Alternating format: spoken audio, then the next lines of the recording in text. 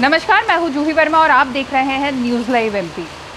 मध्य प्रदेश के पूर्व मुख्यमंत्री कमलनाथ ने एक नई रणनीति तैयार की है और ये रणनीति है विंध्य क्षेत्र की विधानसभा सीटों को लेकर। उसकी वजह ये है कि जब पिछला चुनाव हुआ था, विधानसभा का चुनाव 2018 में जो हुआ था, उसमें सबसे बड़ी जो कांग्रेस को हार का मुंह देखना पड़ा था वो विंध्य क्षेत्र से ही देखना पड़ा था। वहाँ से जो कांग्रेस के दिग्गज नेता है अजय सिंह, उनको भी अपनी सीट से हार का ही सामना करना पड़ा था। और सिर्फ यही वजह थी, आपको याद होगा कि अभी जब 28 सीटों के उपचुनाव हुए थे, उससे पहले मुख्यमंत्री शिवराज सिंह चौहान विंध्य के दौरे पर भी थे और वहाँ पर उनका एक फुटेज काफ़ी वायरल हुआ था। वो भरी सभा में घुटने पर बैठे हुए नजर आए थे और ये जो नील डाउन हुए थे, शिवराज ने सर झुकाया था, वो विंध्य की जनता के सामने झुकाया था, जिन्होंने उन्हें जी भर कर वोट दिए थे और विंध्य से बीजेपी को काफ़ी सीटें हासिल हुई थी। और यही एक वो एरिया था जहाँ से बीजेपी और कांग्रेस के बीच जो खाई कम थी जीत की, वो सबसे ज़्यादा वो फासला तय विंध्य ने ही किया था। विंध्य से कांग्रेस को करारी हार झेलनी पड़ी थी, जबकि हर बार मालवा जो हमेशा बीजेपी के लिए फ़ायदेमंद साबित हुआ है, वो पिछले विधानसभा चुनाव में बीजेपी के लिए घाटे का सौदा साबित हुआ था और यही हाल ग्वालियर चंबल का भी रहा था।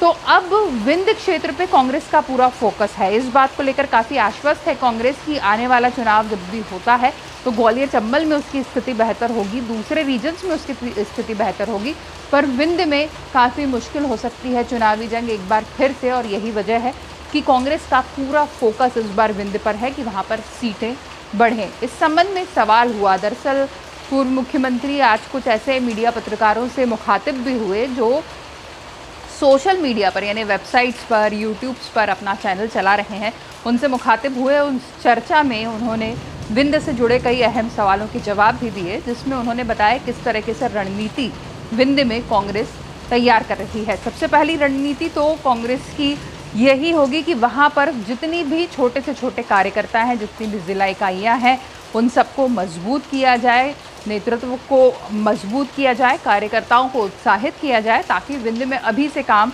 शुरू हो जाए। इस बात पर रायशुमारी भी होगी कि कौन कौन से नेता ऐसे हैं जो जीत सकते हैं, जिन्हें मौका नहीं मिला। पिछले हार के कारणों की भी समीक्षा होगी बैठकों में कि क्या क्या वजह रही कि विंध्य में बीजेपी कांग्रेस को हार का सामना करना पड़ा। इसके अलावा नए चेहरों पर भी विचार होगा।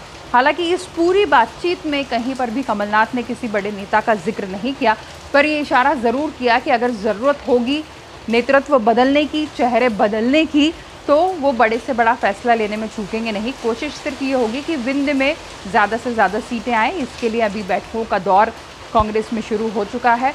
अलग से एक दल भी बनाया जाएगा, अलग से सर्वे भी होगा। उस सर्वे के आधार पर तय होगा कि विंध्य में किस रणनीति के साथ आगे बढ़ना है कि कांग्रेस वहां पर ज़्यादा सीटें हासिल कर सके।